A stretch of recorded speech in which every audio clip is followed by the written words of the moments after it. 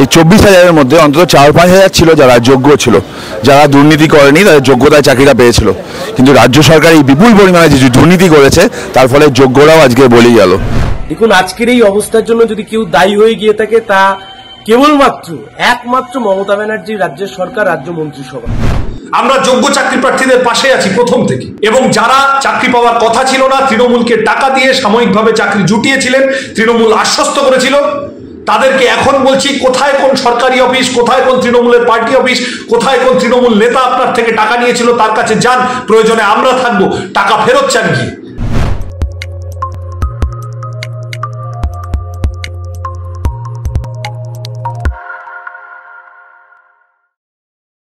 নমস্কার, আপনারা দেখছেন দ্য ইন্ডিপেন্ডেন্ট বেঙ্গল। আমি শিবম। এই মুহূর্তে আদালতের নির্দেশে ঐতিহাসিক রায় বাতিল প্রায় 24,000-এর কাছাকাছি চাকরি, 2016-র পুরো প্যানেল। তরুণজ্যোতি তিওয়ারি আমার সঙ্গে আছে। তরুণজ্যোতিরা, এই রায় আইনজীবী হিসাবে কিভাবে দেখছেন, কিভাবে পর্যবেক্ষণ করছেন? রায়টাকে স্বাগত জানাচ্ছি। হয়তো এর থেকে অন্য কোনো রায় সম্ভব ছিল না। যেমন আনন্দ হচ্ছে, ভালো লাগছে, সেরকম দুঃখও আছে কিছুটা। দুঃখটা কীরকম আছে, এই 24,000-এর মধ্যে অন্তত 4-5,000 ছিল যারা যোগ্য ছিল, যারা দুর্নীতি করেনি, তাদের যোগ্যতায় চাকরিটা পেয়েছিল। কিন্তু রাজ্য সরকার এই বিপুল পরিমাণে যে দুর্নীতি করেছে তার ফলে যোগ্যরাও আজকে বলেই গেল, কারণ সেগ্রিগেট করা গেল না, এটা দেখলাম আমরা। সুতরাং তাদের জন্য অবভিয়াসলি খারাপ লাগছে। আবার আনন্দও হচ্ছে তাদের জন্য যারা রাস্তায় বসে এতদিন বলে যাচ্ছিল যে দুর্নীতি হয়েছে, দুর্নীতি হয়েছে। এসএসসির প্রায় 23,000-এর যে প্যানেল, সে প্যানেল বাতিল করলো কলকাতা হাইকোর্টের ডিভিশন বেঞ্চ। দেখুন, আজকের এই অবস্থার জন্য যদি কেউ দায়ী হয়ে গিয়ে থাকে তা কেবলমাত্র একমাত্র মমতা ব্যানার্জির রাজ্যের সরকার, রাজ্য মন্ত্রিসভা। এসএসসি মামলার রায় বেরিয়েছে, অত্যন্ত গুরুত্বপূর্ণ রায়। ভোটের মুখে এক ধাক্কায় 23-24,000 শিক্ষক পদ বাতিল হয়ে গেল। চাল আর কাপড় আলাদা করতে পারেনি হাইকোর্ট। তৃণমূলের দুর্নীতির সৌজন্যে যোগ্য চাকরি প্রার্থীরা মার খেয়ে গেলেন। আজকে এসএসসি নিয়োগ দুর্নীতি নিয়ে যে রায় বেরিয়েছে তাতে বলা হয়েছে 2016-র প্যানেলে যারা যারা চাকরি পেয়েছেন তাদের চাকরি গেছে, এবং তাদেরকেই এতদিনের পাওয়া যাওয়া টাকা, সেই টাকা ফেরত দিতে হবে। আমাদের খুব স্পষ্ট দু একটা কথা আছে। 1 নম্বর কথা, যে দাবি আমরা বহুদিন ধরে তুলেছি, এবং সাধারণ চাকরি প্রার্থীরা যে কারণে রাস্তায় বসেছিলেন, যে এসএসসি চাকরির ক্ষেত্রে ব্যাপক দুর্নীতি হয়েছে। টাকা দিয়ে, ঘুষ দিয়ে যে মানুষ যোগ্য নন সেই মানুষকে চাকরি দেওয়া হয়েছে।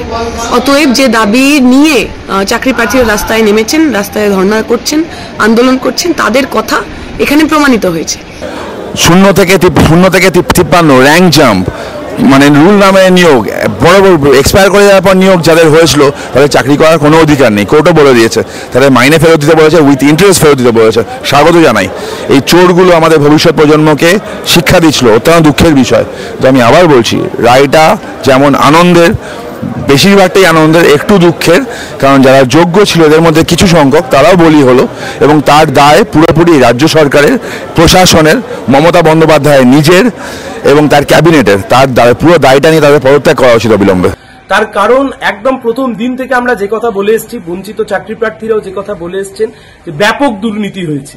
সাদা খাতায় চাকরি হয়েছে, ওএমআর শিট, তাকে পরবর্তীকালে উদ্ধার করা গেছিল। বিভিন্ন সময় থেকে দেখা গেছে যে সাদা খাতায় চাকরি হচ্ছে, টাকা দিয়ে চাকরি হয়েছে, শিক্ষামন্ত্রী জেল খাটছে, আধিকারিকরা জেল খাটছেন। এই সামগ্রিক দুর্নীতির জন্য যদি কেউ দায়ী হয়ে গিয়ে থাকেন, তার জন্য একমাত্র দায়ী হচ্ছেন মমতা ব্যানার্জি, এবং আজকের এই অবস্থার জন্য দায়ী এরা। গোটা 23,000-এর একটা প্যানেল বাতিল হয়ে গেল, এমন একটা অবস্থায় গিয়ে দাঁড়ালো সব বিষয়টা। আমরা প্রথম থেকে বলেছিলাম আমরা যোগ্য চাকরি প্রার্থীদের পক্ষে, যারা যোগ্য চাকরি প্রার্থী আমরা তাদের সঙ্গে। এই 23,000-এর মধ্যে যারা সত্যিই নিজেদের যোগ্যতার মাধ্যমে চাকরিটা পেয়েছিলেন, কিছু তো অবশ্যই রয়েছেন যারা নিজেদের যোগ্যতার মাধ্যমে চাকরিটা পেয়েছিলেন।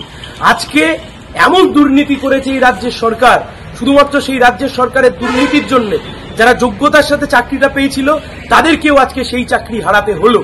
আমরা যোগ্য চাকরি প্রার্থীদের পাশে আছি প্রথম থেকে, এবং যারা চাকরি পাওয়ার কথা ছিল না, তৃণমূলকে টাকা দিয়ে সাময়িকভাবে চাকরি জুটিয়েছিলেন, তৃণমূল আশ্বস্ত করেছিল, তাদেরকে এখন বলছি, কোথায় কোন সরকারি অফিস, কোথায় কোন তৃণমূলের পার্টি অফিস, কোথায় কোন তৃণমূল নেতা আপনার থেকে টাকা নিয়েছিল, তার কাছে যান, প্রয়োজনে আমরা থাকবো, টাকা ফেরত চান গিয়ে।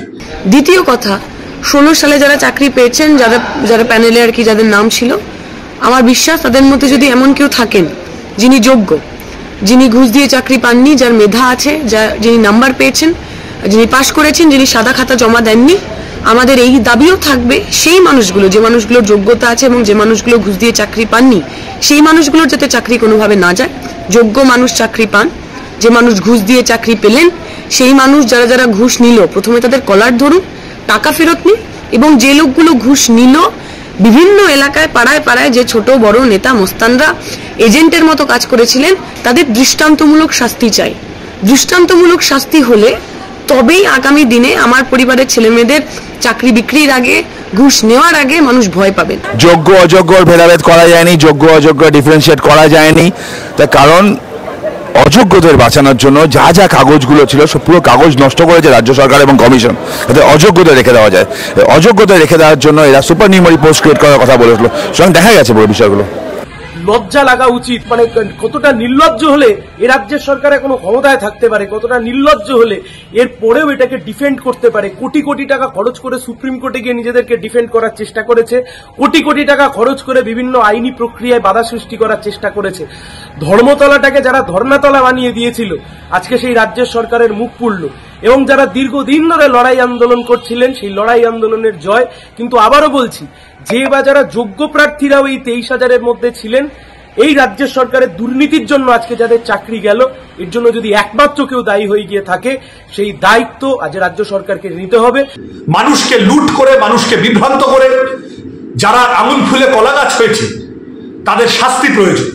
এ শুধু এসএসসি বলে নয়, টেট, অন্যান্য পিএসসি, যাদবপুরের তৃণমূল প্রার্থী টেটে নাম জড়িয়েছিল, কেন্দ্রীয় তদন্তকারী সংস্থা একবার ডাকলো গেলেন, পরের বার ডাকলো গেলেন না, কেউ কিছু বললো না। তার মানে কি সেটিং করলো? কোন সেটিং এর বরাব হয়, কোন সেটিং এর ভরসায় তৃণমূল দুর্নীতি করে গেছে এতদিন? আমরা এগুলোর জবাব চাই, দুর্নীতিগ্রস্তদের শাস্তি চাই। কোনো শাসক দলের নেতা যেন আগামী দিনে চাকরি চুরিতে সাহস না পান, ঘুষ চাইতে সাহস না পান, তার বন্দোবস্ত করতে হবে, দৃষ্টান্তমূলক শাস্তি দিতে হবে। যোগ্য মানুষ চাকরি পান, অযোগ্য মানুষ, ঘুষখোর মানুষ, যে মানুষের যোগ্যতা নেই সে মানুষ জেলে যান। এবং অবশ্যই ধন্যবাদ জানাচ্ছি বিকাশ রঞ্জন ভট্টাচার্য, একা একজন ব্যক্তি নিজের স্টলওয়ার্ড হিসেবে দাঁড়িয়ে একটা গোটা সিস্টেমের বিরুদ্ধে, দুর্নীতির বিরুদ্ধে লড়াই করে আজকে কার্যত গোটা সমাজের সামনে চোখ খুলে দিল যে একটা রাজ্যের সরকার কিভাবে একটা গোটা এসএসসি নিয়ে দুর্নীতি করেছে।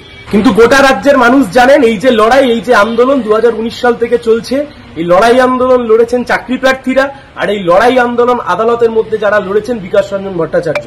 না না, ব্যতিক্রমী নিয়োগ যেগুলো বলেছিল ব্রাত্য বসু এবং মমতা বন্দ্যোপাধ্যায়, বেসিক্যালি চোর এবং চোরের সাগরেদ, এই চোরগুলোকে কোর্ট এরা বলেছে যারা এই ব্যতিক্রমী নিয়োগ মানে সুপার নিউমারি পোস্ট করবে তাদের বিরুদ্ধে প্রসেস করতে বলেছে। আমি যে সিবিআইকে অনুরোধ করবো অবিলম্বে মুখ্যমন্ত্রী, তার শিক্ষামন্ত্রী এবং ক্যাবিনেটের প্রত্যেক কটা চোরকে অবিলম্বে জেলে ভরে জিজ্ঞাসাবাদ করুক কেন ব্যতিক্রমী নিয়োগ করতে গেছিল। ফলত শুভেন্দু অধিকারী, যিনি 2019 সালে এই দুর্নীতির সময়তে মমতা ব্যানার্জির সাথে একই মন্ত্রিসভায় বসেছিলেন, আর যাই করবেন একটু লজ্জা শরম করে অন্তত ক্ষীর খাওয়ার চেষ্টা করবেন না। বামফ্রন্টের সময় যে এসএসসি প্রতি বছর হতো 2011 সাল অব্দি, 1998 থেকে 2011 সাল অব্দি, সেই তৃণমূল কংগ্রেস ক্ষমতায় আসবার পরে 2016 শেষ এসএসসি, সেই এসএসসিতেও এত দুর্নীতি, আজকে 23,000-এর প্যানেল বাতিল। লজ্জা লাগা দরকার। পশ্চিমবাংলার যদি একটা লজ্জা থেকে থাকে তার নাম মমতা ব্যানার্জি মুখ্যমন্ত্রী। যারা যারা চাকরি চুরিতে নাম জড়িয়েছে হয় জেলে যাবে, নয় বিজেপিতে যাবে। বিজেপিতে গিয়ে পার পাবে না, জেলে পাঠানোর জন্য লাল ঝান্ডা আছে।